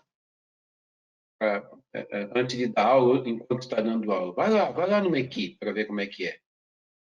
A gente aprende um monte lá. Bom, já falei do Geraldo, já falei das oficinas do jogo, né? E eu acho, sabe, Vitor, que as oficinas do jogo, sim, se aplicam à pandemia. Agora, ela não é uma educação física clássica, né? Não é um correr desenfreadamente. Até pode ser, mas não se fundamenta nisso. Porque eu também prego na educação física que nós sejamos os professores que lidem com a educação dos sentidos, uma coisa que ninguém quer fazer, que é que sentidos? Ver, ouvir, cheirar, tocar e degustar. Né? Ninguém quer educar isso. Ninguém quer educar isso, mas aí o bacana da elite, ele sabe que é um vinho bom, ele sabe que é um champanhe bom, né? Eles não tiveram isso na escola, mas tem na família, tem no grupo social deles. E o pobre não sabe, ele vai tomar chapinha, cachaça ruim. Ah, mas pobre não tem grana para comprar champanhe. Bom, mas se ele conhecer, ele vai querer ter. Eu tenho uma ideia assim, você tem que ensinar o que tem de melhor o pobre para ele querer ter. Ele vai virar uma praga, ele vai atrás, ele vai pressionar, ele não vai lutar por lixo, ele vai lutar por luxo, sabe? Ele vai lutar pela coisa boa. Se o sujeito lá do classe média come granola, o pobre tem o mesmo direito. Eu só não tenho direito de desperdício, mas isso ninguém tem. Desperdício ninguém tem. Mas todo mundo tem direito ao melhor. Como é que o pobre sabe o que é o melhor? Sendo educado para isso. Então, aula simples, nós vamos no quintal, os alunos vão cheirar manjericão, alecrim, alfavaca, orégano, hortelã, vamos para a cozinha e vamos cheirar isso, experimentar aquilo, toques, sons. Sons? Por que eu vou pôr só porcaria? Vou colocar som bom, vou colocar lá Bom, agora eu não lembro de mais nada. Mas vou colocar coisas de qualidade. Né? Começa pelo mais primitivo. Educação parta de onde você está para chegar até onde for possível. Mas sempre, assim, educação é um trem. Cada um deveria pegar o trem na sua estação e descer dele o mais longe possível. Deveria ser assim. Gente, eu já cumpri minha cota aqui. O Chiquinho combinou um salário comigo aí para falar 1h30, né? É verdade. Falar mais que isso, eu vou cobrar mais e vai ficar ruim. Vai quebrar o meu orçamento. Vai quebrar o orçamento. E ainda mais com os bolsonaristas não pagando nada, aí que vai ficar difícil. Bom, João, pessoal, acho que a gente pode mesmo caminhar aqui para o final, né? Eu queria, em nome do nosso grupo, do Frátrio, né, agradecer a todas as pessoas que estiveram na sala hoje, que participaram, né? Agradecer ao Centro de Educação Física e à UFES por ter nos ajudado aí a organizar esse evento, né? Fazer uma menção aí da organização do Bruno e da Silvia, que fizeram as artes visuais para a gente divulgar, né, a live, que a gente está chamando também de um colóquio virtual aqui.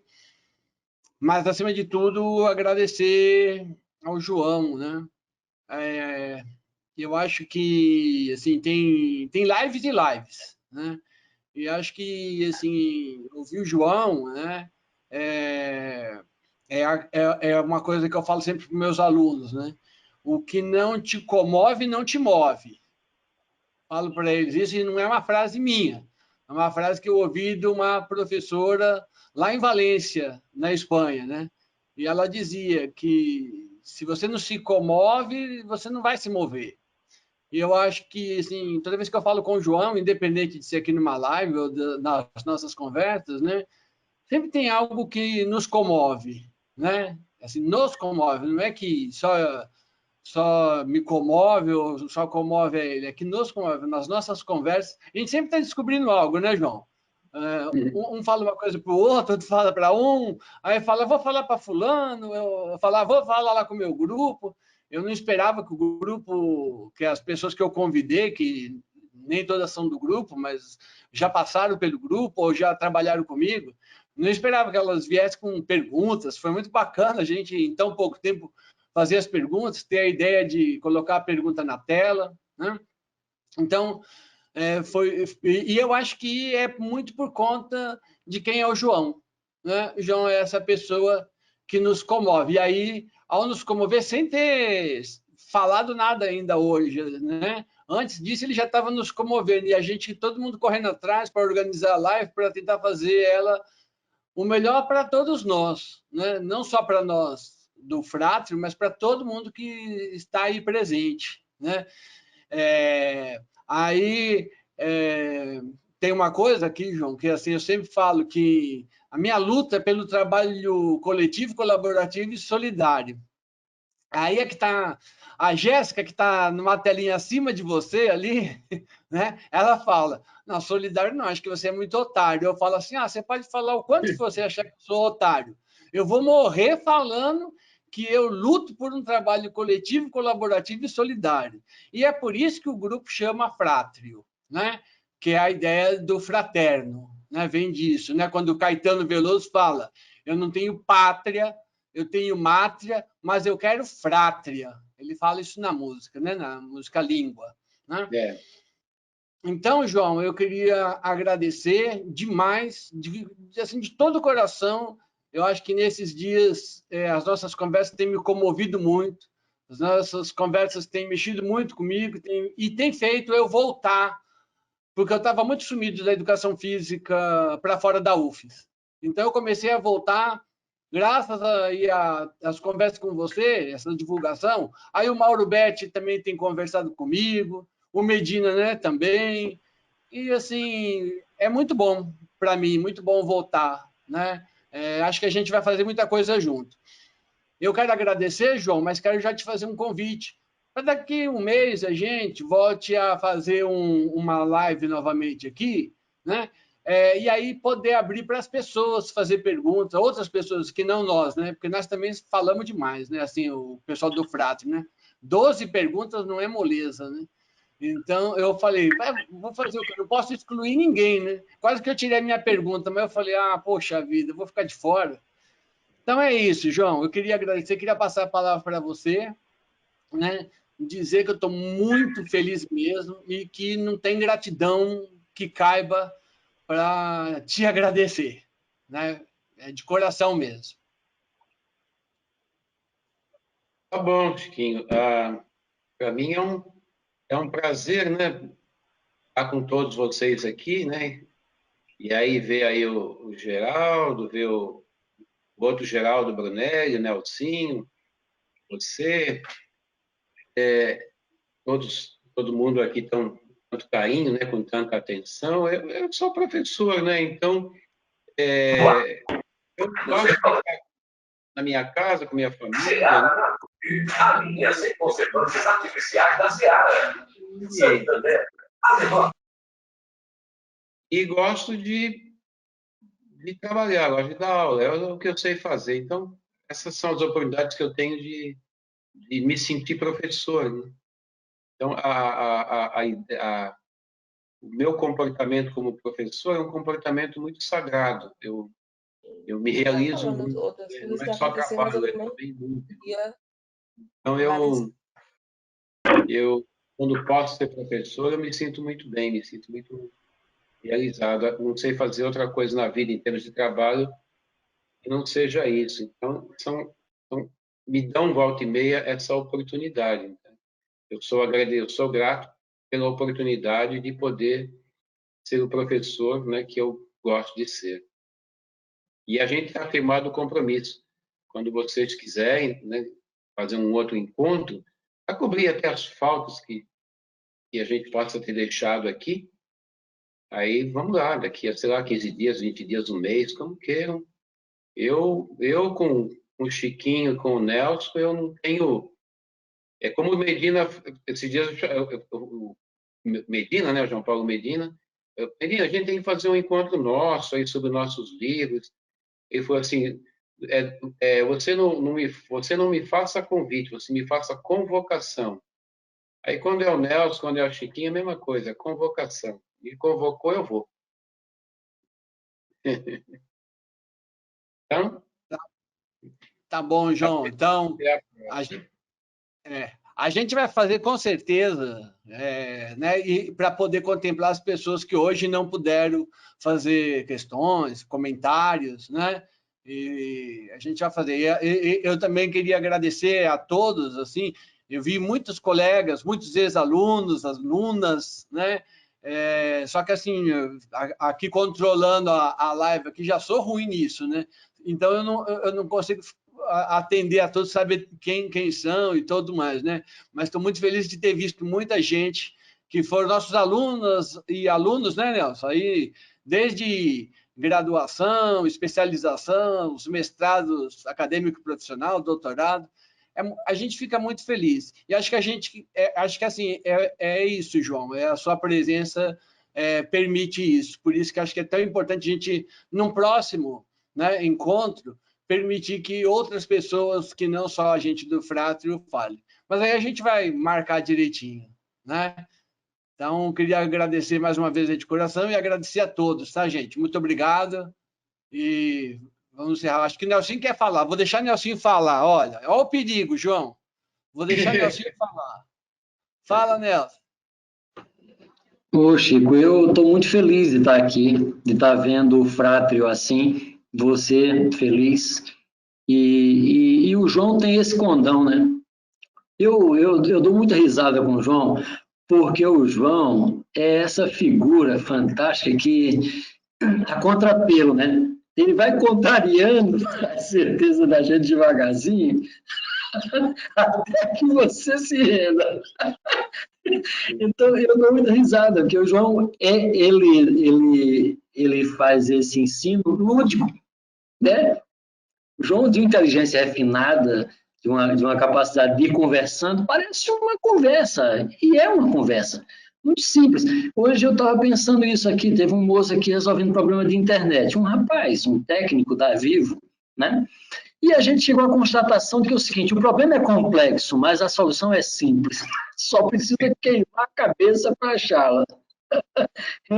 O João já tem essa capacidade toda instalada, e aí vai conversando com a gente e vai com essa sensibilidade, com essa forma de nos provocar a sensorialidade, né? E aí vai botando razão, vai botando razão. Ele não chega com a razão, ele chega com a sensorialidade, mas cheia de razão, e vai devagarzinho, quer dizer...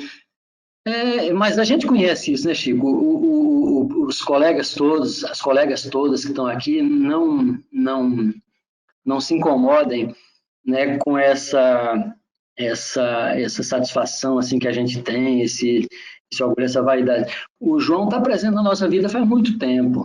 Há muito tempo. Eu fico muito feliz que depois de muito tempo a gente consiga, aos poucos, e você tem esse mérito, Chico, de ir apresentando o João Espírito Santo. O Espírito Santo estava carente de ouvir João faz anos, né? Eu acho, porque ele tem um jeito de conversar, um jeito de professor, um jeito de conversar com quem é professor e vive 200 dias letivos dentro da educação infantil, ensino fundamental, ensino médio, que é muito interessante. Eu acho muito interessante, muito sensibilizador das possibilidades didáticas, pedagógicas e tal. Acho que você tem essa virtude de ter trazido o João aqui e enfim, falar do João eu particularmente sou suspeito, você sabe disso, porque nós somos muito apaixonados, não é de agora, né? O João foi meu professor lá em João Pessoa, durante o curso de Educação Física no UFB, entre 83 e 86. E como ele disse, nós brincamos muito, sempre fomos muito felizes. Sempre, inclusive nos momentos difíceis, acabamos de passar juntos, estamos passando, mas assim, com essa alegria que é inerente à vida. A vida tem que ser assim. A gente tem que tirar o melhor dela, porque os momentos difíceis, eles também ensinam, né, a gente a sobreviver e a superar. O João é inspirador e é isso. Muito obrigado por me deixar falar. Beijo para todo mundo. Boa noite. Se cuidem. João, quando for possível a gente se encontrar pessoalmente, vai ser difícil, negão. Beijo para vocês. Beijo para vocês todos. Chico, obrigado. Valeu, Nelson. Só lembrando também, eu queria fazer uma lembrança, né, que o João vai saber disso. A gente trouxe o João também, a outra vez que a gente trouxe o João foi ao vivo em cores, mas a gente levou ele lá para Nova Venécia, quando ainda tinha o curso lá, né? Então, acho que é essas coisas que precisam estar na memória de todos nós, né? Que assim, não é qualquer um que vem, desce no aeroporto e aí vai de van para chegar na madrugada lá e ficar um final de semana e voltar de Nova Venécia.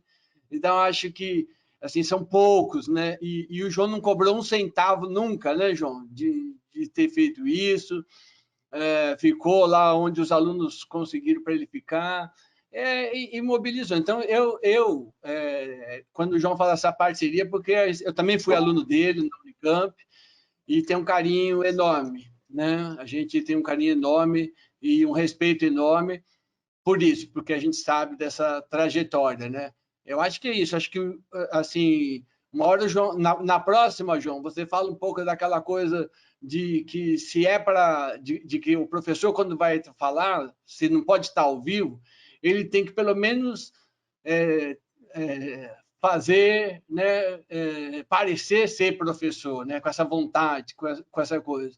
Então, a gente está aqui, está 2 horas, a live está ligada, com 60 pessoas, mais ou menos, e ninguém, uns vão embora, outros voltam, e vai, e a gente ficando, né?